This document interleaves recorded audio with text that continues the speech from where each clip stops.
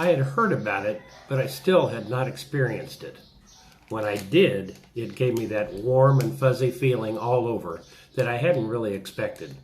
We will talk about what it is today on Escape to the Philippines.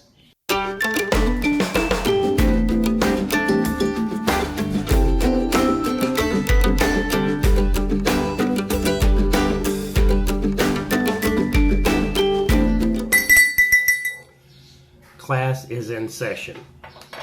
One of the most charming things about the Philippines is the tradition of Mano.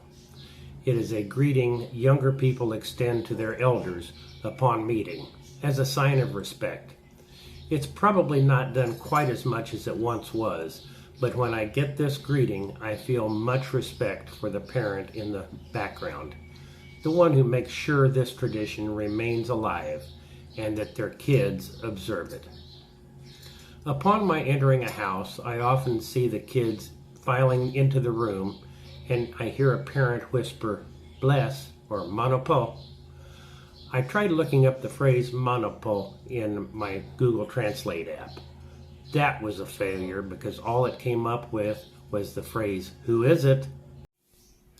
No, that's not even close to the real meaning. But with a little more research, I learned that the phrase was not totally of Filipino or Tagalog origin.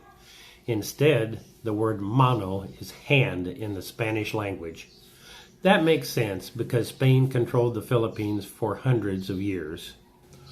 Po, on the other hand, is of Filipino cultural usage, and it's used as a sign of respect, much like sir or ma'am is used in English. Basically, they are politely asking for your hand to give you their blessing. They bow their head slightly toward you. You offer your hand, and they press it lightly to their forehead. I have to admit that a couple of times I was caught off guard and tried to shake a young man's hand, only to be corrected. Dumb Americano mistake. But the tradition of Mano po is just one of the huge differences in how the older generations are seen in the Philippines as compared to the United States. In the U.S., the older people can begin to feel like we are in the way, as if we are taking up precious oxygen that can be better utilized by the 20-somethings. It's not that way here. We old codgers have had life experience, which hopefully has imparted some wisdom that most of these younger generations here appreciate. By comparison, older Americans are somewhat marginalized.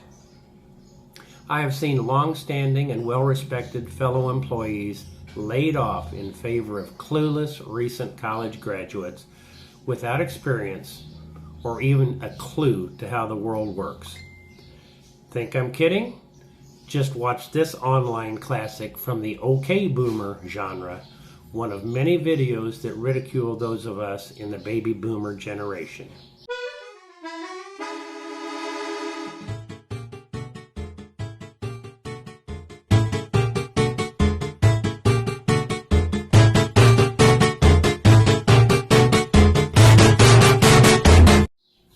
Kid, just feel lucky that somebody older than you worked hard to feed you, clothe you, and put a roof over your head so you can play in your basement.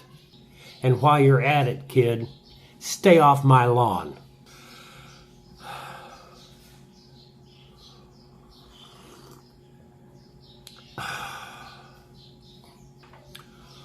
Okay, I'm calmer now. So let's talk about some other ways Filipinos show respect to their elders. Along with using po and saying opo when responding yes to an elder instead of the regular Tagalog word of oo.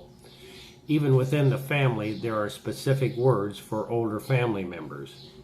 An older brother is not just a brother, but kuya.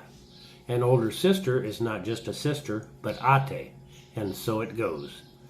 Family is everything here, but you don't have to be related to be a respected part of a good Filipino family.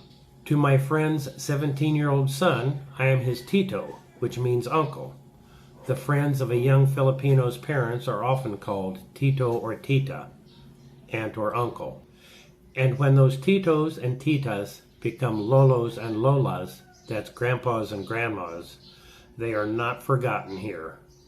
Intergenerational households are the norm here, and if the children and grandchildren are not already living in the same house, they are usually nearby. They serve as the caregivers until the end of the lolos or lola's days. You will have difficulty finding a nursing home in the Philippines, while in the U.S., the aging baby boomer population has given rise to an entire huge industry of senior living facilities, assisted living centers, and nursing homes, where some of the people get few, if any, family visitors. Somehow, I think I would rather spend my last days and hours at home with my Filipina at my bedside. And maybe also, when that time comes, I will see that little 6-year-old niece that right now tends to dominate a perch on my lap. She will be all grown up by then, but she will enter the room and take my fragile, shaky hand for one last Mano.